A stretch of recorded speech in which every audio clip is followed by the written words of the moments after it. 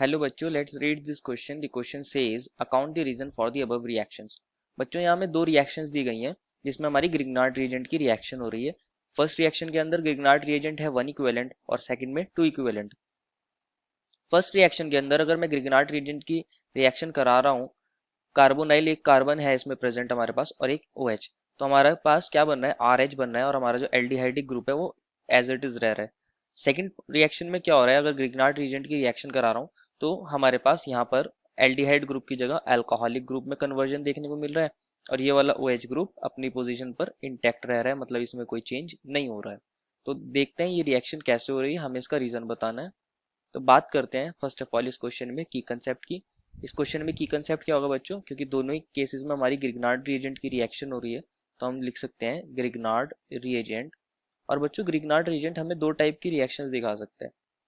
क्या क्या रिएक्शंस दिखा सकता है, उसके पास होता है R नेगेटिव जो एज अ न्यूक्लियोफाइल भी काम कर सकता है और एज अ बेस भी काम कर सकता है। लेकिन एक चीज इंपॉर्टेंट है, जो हमारे पास एसिड बेस रिएक्शंस होती हैं वो होती हैं फास्टर। हम यहाँ लिख सकते हैं acid base reaction is faster than nucleophilic substitution reaction. Acid base reaction is faster, वो फास्टर होती है। मतलब अगर पहले कहीं न्यूक्लियोफिलिक सब्स्टिट्यूशन रिएक्शन हो रही होगी या एसिड बेस रिएक्शन हो रही होगी तो पहले कौन सी रिएक्शन होना प्रेफर्ड करेगी, एसिड बेस रिएक्शन, क्योंकि वो फास्ट होती है। अब वन बाय वन दोनों रिएक्शंस को कंसिडर करते हैं।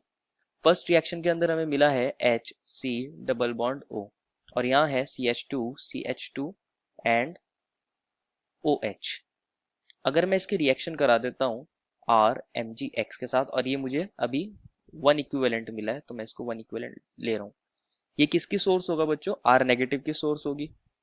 इसको मैं लिख सकता हूँ R नेगेटिव, क्योंकि यहाँ पे जो हमें कंपाउंड दिया है जिसके साथ इसकी रिएक्शन हो रही है उसके पास ये एसिडिक H प्रेजेंट है, एसिडिक हाइड्रोजन है ये।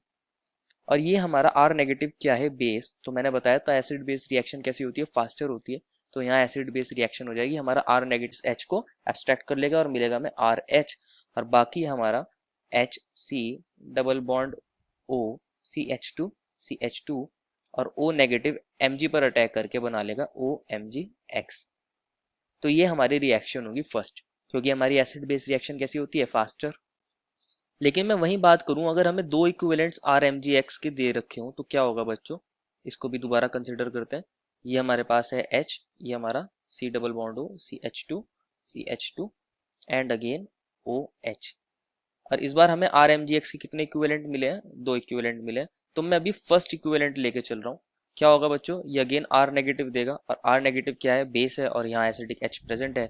तो अगेन हमें क्या देखने को मिलेगा, HC double bond O CH2 and OMgX। इसका रीजन बताया था मैंने, क्योंकि एसिड बेस रिएक्शन क्या होती है, फास्टर होती है as compare to nucleophilic substitution reaction.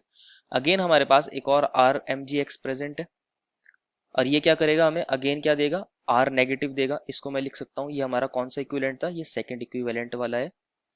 अब क्योंकि यहाँ पे कोई एसिडिक हाइड्रोजन प्रेजेंट नहीं है तो हमारा जो R नेगेटिव है वो एज अ न्यूक्लियोफाइल काम करेगा। मैं लिख देता हूँ यहाँ पे न्यूक्लियोफाइल और ये इस पर अटैक करेगा, ये बॉन्ड ऊपर शिफ्ट हो जाएगा और हमें मिलेगा HCO नेगेटिव और इस पर कौन आ गया होगा बच्चों, MgX पॉजिटिव एंड अगेन यहाँ CH2O। क्या मैं इसको भी ऐसे लिख सकता हूँ, O नेगेटिव MgX पॉजिटिव, क्योंकि ये बॉन्ड कैसे होते हैं, पोलर होते हैं। और हम इसको करा रहे हैं अगेन हाइड्रोलिसिस करा सकते हैं इसको। जब मैं इसको हाइड्रोलिसिस कराऊंगा H3O पॉजिटिव तो क्या होगा बच्चों, हमारा ये जो पोलर बॉन्ड है O और Mg के बीच का ये ब्रेक हो जाएगा और इसका हाइड्रोलिसिस हो जाएगा। यहाँ आ जाएगा H, यहाँ आ जाएगा OH और इसी तरह यहाँ पर भी आ जाएगा H और यहाँ आ जाएगा OH। तो हमारे प्रोडक्ट्स क्या बन जाएंगे, HCOH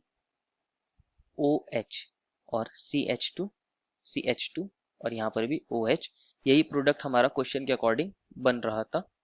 this is the product और ये हमारा कौन था, यहाँ पे R था और यहाँ पर भी एक R अटैच हुआ है क्योंकि R ने न्यूक्लियोफिलिक अटैक करा है। तो ये रीजन है कि हमारे फर्स्ट वाले केस में ये वाला प्रोडक्ट क्यों बन रहा था और सेकंड केस में ये प्रोडक्ट क्यों बन रहा है, क्योंकि फर्स्ट केस में सिर्फ एसिड बेस रिएक्शन हो रही है, यहाँ कौन सी रिएक्शन हो रही है, ओनली एसिड बेस रिएक्शन। और सेकंड स्टेप के अंदर हमारी एसिड बेस रिएक्शन पहले होगी क्योंकि वो फास्टर होती है, देन न्यूक्लियोफिलिक रिएक्शन होगी, then nucleophilic reaction. So this is the reason for this question, and this is the final answer. I hope you understood it well, and best of luck.